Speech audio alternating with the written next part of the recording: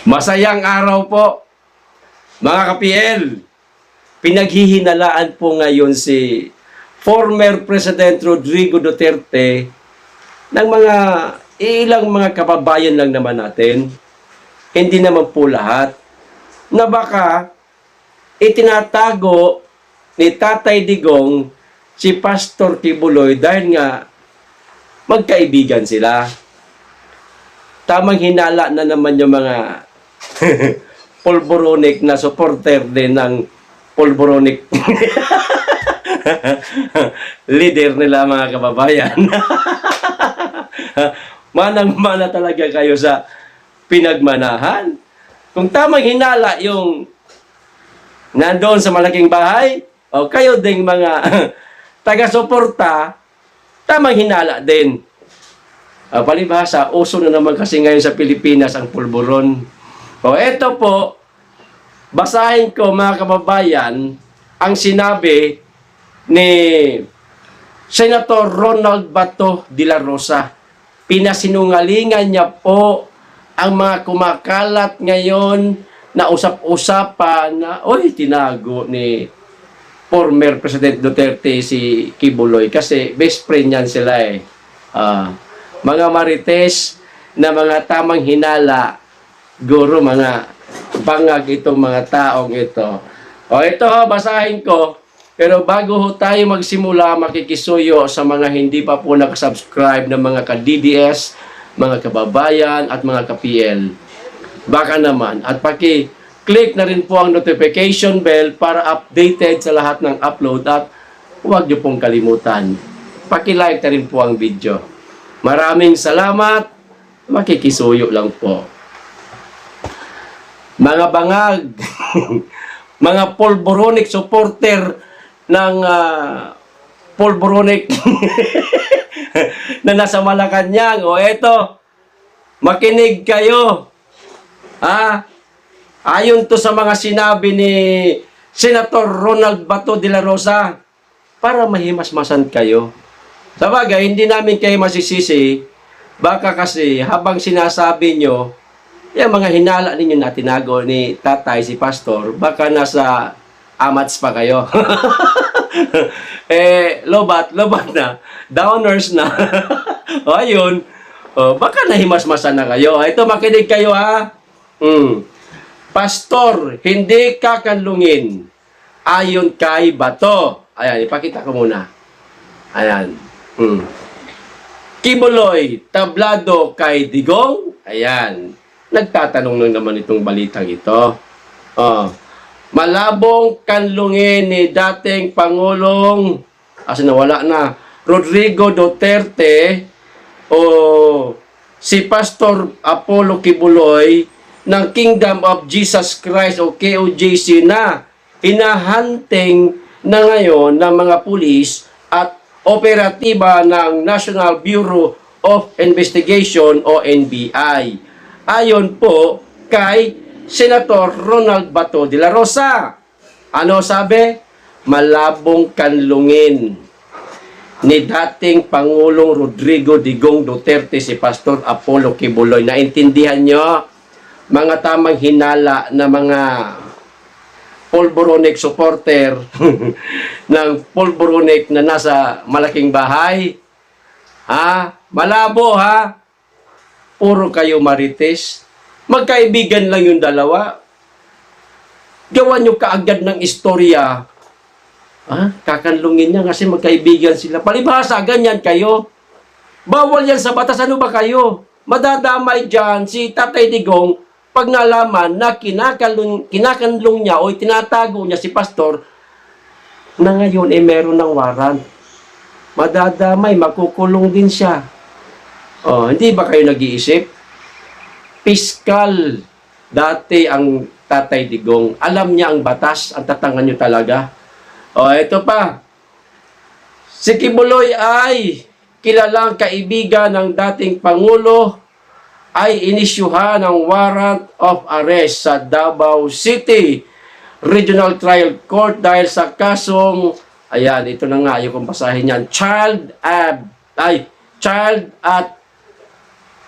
Bawal kasi magitin niya sa YouTube eh. Yun na nga, alam niyo naman po mga kababayan kung anong kaso.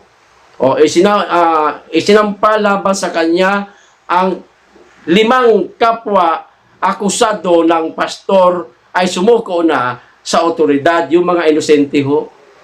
Mga dinawit lang po, kawawa naman. Mga wala naman talagang kasalanan, kinasuhan. Siyempre, matino yung mga taong iyon. Wala naman talaga silang kasalanan, sumuko. Para nga naman harapin nila. Pinaratangan, inakusahan katulad ni Pastor Apollo Kibuloy. Magkaiba lang sila kasi si Pastor ang nais humawak sa kanyang liig, mga kababayan, ay ang mga puti o mga kano. Ayan. Yung mga 5, nadamay lang yon. Dito lang sa Pilipinas. Yan. Ito pa. Ayon kay De La Rosa, bagamat magkaibigan ang dating Pangulo at si Kibuloy ay hindi umano kailanman kukonsintihin o kakanlungin ito ng una dahil isa umano itong abogado, di ba? At alam umano nito ang batas. Hindi ganun si tatay. Tamang hinala lang kayo. Kasi mga nasa amats kayo. You cannot expect ng pagkakanlong coming from former president, a lawyer at dating piskal. Alam niya na violation of law, kaya huwag nang gawan ng istorya na kinakanlong ni Pangulong Duterte dahil alam niya ang batas. Hindi yan mangyayari, giit ni De La Rosa sa interview. Ayon pa kay De La Rosa, isa lamang ang kanyang payo kay Kibuloy, sumuko at harapin ang kanyang kaso. Ngayon, kung yan man ang naging payo ni Ronald Bato de la Rosa, mga kababayan, kay Pastor Kibuloy, si Pastor Kibuloy pa rin ang magdidesisyon para sa kanyang sarili. Advice lang naman yun. He has no chance kundi kailangan harapin niya. If he has to listen to me, that is my advice. Harapin niya yan. Naka-file na yung kaso na yan, giit ng senador. Aniya, kahit magtago pa si Kibuloy sa pinakaligtas na lugar, hindi pa rin niya matatakasan ang pag-uusig ng batas. Yan. Mas maganda harapin niya, otherwise kung ayaw niyang harapin, magtago siya sa pinaka-secure at pinaka-safe na lugar na hindi talaga siya makita dahil hinahanap talaga siya o hinahanap talaga siya. You cannot evade the long arm of the law, babala ni De La Rosa. Liliit talaga ang mundo. So sana harapin na lang niya, sabi pa ni Senator. Bukod sa nakabinbin na kaso ng Davao RTC, si Kibuloy at mga kapwa akusado ay kinasuhan din sa Pasig ng human trafficking sa ilalim ng Section 4 ng Republic Act number 9208 as amended. Walang piyansa sa kasong ito. Ayan. Mga kababayan, pinasa ko lahat, kinumpleto ko po para hindi po bias sa mga anti-Duterte at anti-Pastor Kibuloy. Ayan hindi tayo bias dito. Hindi katulad ng ibang vlogger, na mga pulboronic vlogger, ang binabasa lang yung masakit para doon sa taong gusto nilang saktan. Ayan.